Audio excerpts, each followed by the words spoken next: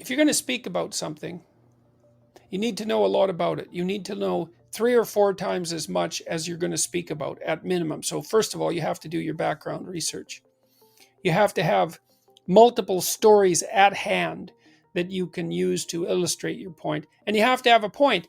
You have to organize what you're talking about around a problem. So before I go on stage to speak on my tour, I always sit for half an hour, some of which involves usually about 5 minutes of anxiety. And I think, okay, there's a problem I'm trying to address tonight, a central problem or a theme. What is it? It might be courage, it might be responsibility, it might be meaning.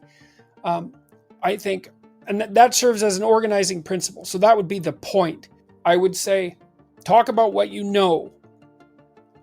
Use your personal experience, because that's something that you're actually a master of. You can bring in other material, but it has to be tied to the real world through your own experience. Otherwise, it's not real. It's also very good to speak directly to the audience, to the individuals in the audience, because I'm always looking at a single person, one after another, and focusing on them and talking to them, just like you'd have a conversation with someone. And that way I can see if they're following along. And I'm always listening to the audience. What I really like to hear from the audience is no noise at all, silence. Because if the audience, especially, if it's a couple of hundred or a couple of thousand people, if the audience is dead silent, then I know that I'm on the right track. And so, the other thing I would say is, you're telling stories. So every fact that you relate, or every set of facts, has to be tied to a story. There has to be a meaningful output, which is something like, why is it important to your life that you know this fact? How is it related to how you're going to conduct yourself moving forward, or how you're going to see the world? So, because that's kind of the essence of meaning. How does this fact change the way you perceive the world or act in the world? That's the meaning of the fact. And facts without meaning are dull. So you need to know that. You need to tell the truth. That's for sure. Letting yourself speak freely about a topic. You don't always know where it's going to go. And so, but that also hooks in the audience, because they're along for the ride, right? And there's a risk. The risk is you might forget where you are. You might lose the thread. You might say something you regret. You might get confused. And the talk should be a process of exploration, like a journey that you're taking the audience along on. It's the same when you're reading a novel. Like, a great novel isn't exactly plotted out from beginning to end to begin with. The author is taking himself or herself and you on an intellectual adventure through the character development, and the characters have to be allowed to live and to express themselves, and the novel needs to unfold. It's like a colloquy between the conscious mind and the unconscious source of inspiration. And the novel is actually a journey through a characterological landscape, and the author shouldn't know where he or she's going to end up at the beginning. Same with an artist and who's writing a song or a piece of music or a piece of visual art. There has to be play and exploration along the way. If you speak with notes, which you might have to if you're a beginning speaker, then you cannot fail, because you can always read the notes. And so there's a net. You'll fall in the net, but you won't die. But you'll never do anything spectacular. So that's the thing, is if you're going to do something spectacular, you have to take the risk. And if you're going to take the risk, you have to think on your feet. And then you also have to have something to think about. You have to have been working on this material. I've been working on the stuff I talk about for 30 years, for tens of thousands of hours. And so I have that reservoir of knowledge, I suppose. And, whenever I read something new, I'm slotting it into the knowledge structure that I use to generate my talks. And I'm reading all the time.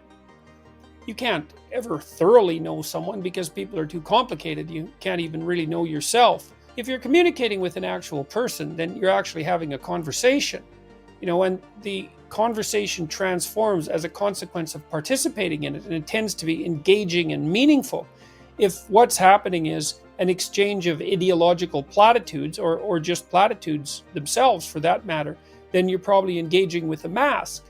So if the conversation is compelling and meaningful, and it transforms as it progresses, and you can see that give and take, that dance-like give and take, then you're communicating with an actual person. The other thing I would say is that when you're communicating with an actual person rather than a mask, the person that you're communicating with tends to be quite interesting. If people talk about what they know, which means you're really communicating with them, if they talk about their own personal experience instead of wandering off into the domain of cliches and ideological platitudes, then people tend to be extraordinarily interesting. And so that's another good tactic and a good hint that you're where you should be when you're conversing. One of the rules I had when I was seeing clients actively was that if the conversation I was having wasn't interesting, and if my attention started to wander, then we weren't discussing issues that were sufficiently vital. Because if we were discussing vital issues, then the conversation basically flew by. And so I think that's a good marker.